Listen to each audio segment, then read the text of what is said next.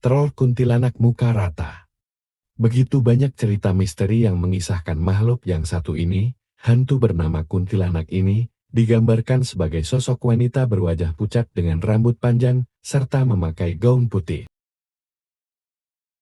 Pada umumnya, makhluk ini sering menakuti para korbannya di tempat yang sepi dari keramaian. Namun cerita kali ini agak berbeda. Kuntilanak muncul di tengah keramaian orang banyak yang sedang mengaji serta tahlilan. Malam itu sekitar pukul 21, di Utan Kayu Selatan, Jakarta Timur, nampak sekumpulan orang yang sedang mengaji yasin, serta tahlil di sebuah rumah. Rupanya ada salah seorang penduduk yang meninggal dunia. Hadirin yang lebih tua berada di ruangan dalam. Sementara para pemuda duduk di depan rumah, dan sebagian memenuhi bahu pinggir jalan. Mereka bersama-sama melantunkan surat yasin, serta mendoakan agar yang meninggal dunia dapat diampuni dari kesalahan dan dosa semasa hidup di dunia. Di tengah khusyuknya para pemuda membaca yasin, tiba-tiba kepala mereka seperti ada yang melempari dengan pasir. Aduh, siapa nih yang iseng melempar pasir? Kurang kerjaan kali ya. Cetus Dede, pemuda setempat. Pemuda yang lain pun merasa kesal karena merasa dipermainkan.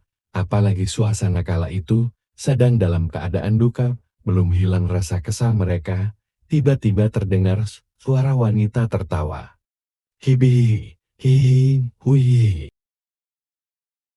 Secara serempak para pemuda mendongakkan kepalanya ke atas, dan mereka semua tercengang sekaligus merinding tatkala mereka melihat sesosok wanita berwajah rata dengan rambut panjang bergelayutan di pohon nangka. Makhluk tersebut tertawa seakan hendak menakuti para pemuda yang ada di bawahnya. Hasilnya, para pemuda tersebut sebagian memang ketakutan, bahkan ada yang lari. Para peserta tahlil yang sudah bapak-bapak yang berada di dalam berhamburan keluar karena mendengar suara gaduh. Mereka menanyakan ada apa ribut-ribut.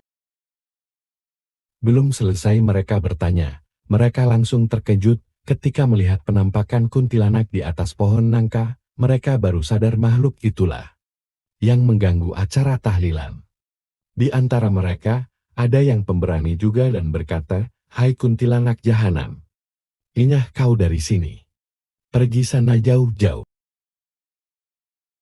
Namun kata-kata itu malah dibalas dengan tawanya yang khas. Semua merasa bingung dan resah karena makhluk itu tak mau pergi. Bahkan dia makin menjadi-jadi dengan bergelayutan dan melompat antara satu pohon ke pohon lainnya. Sekali-kali juga dia melempar pasir dan mengenai orang-orang yang ada di bawah. Melihat situasi yang tak menguntungkan tersebut, Didi berinisiatif memanggil Ustaz Husin yang lokasi rumahnya hanya sekitar 300 meter dari rumah tersebut, dan kebetulan tidak ikut tahlil malam itu karena kurang enak badan. Ustaz Husin memang dikenal masyarakat setempat sebagai orang soleh dan mempunyai kemampuan khusus. Beruntung, tak lama sang Ustaz pun datang. Setiba di lokasi kejadian, Ustaz memandangi makhluk yang masih bergelayutan di atas pohon nangka itu. Dengan nada membujuk, Ustaz Husin berkata, "Saya mohon pergilah dari sini, jangan ganggu kami. Kami dalam keadaan berduka." Namun kuntilanak itu tak menggubris, malah dia melempari dengan pasir sembari tertawa. Merasa diremehkan, Ustaz Husin kembali berkata, "Baiklah, kalau itu maumu, aku akan mengusirmu secara paksa." Ustaz Husin pun nampak merapal ayat-ayat tertentu, kemudian kedua telapak tangannya dipadukan, lalu didorong ke arah si kuntilanak. Kuntilanak yang mendapat serangan itu tak mampu mengelak, dia terjungkal, namun secara cepat dia melayang ke atas pucuk pohon. Dia diam sejenak seperti menatap penuh dendam kepada Ustaz Husin. Kemudian tertawa lepas dan melayang pergi, meninggalkan orang-orang yang memandangnya. Semua orang bersyukur makhluk tersebut telah pergi dan mereka pun berterima kasih kepada Ustaz Husin. Acara tahlilan pun kembali dilanjutkan.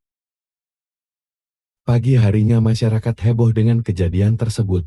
Kejadian itu menjadi pembicaraan bagi kalangan masyarakat, terutama bagi ibu-ibu, seperti yang dikatakan Ibu Supri. Rasanya makhluk tersebut bukan sembarang kuntilanak, buktinya wajahnya rata.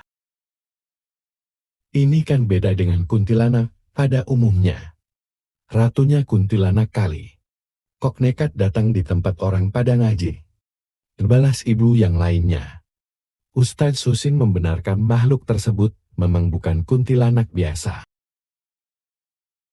Dia adalah seperti pimpinan kuntilanak di daerah itu. Maksud tujuan penampakannya hanya sekedar menakut-nakuti orang yang sedang mengaji.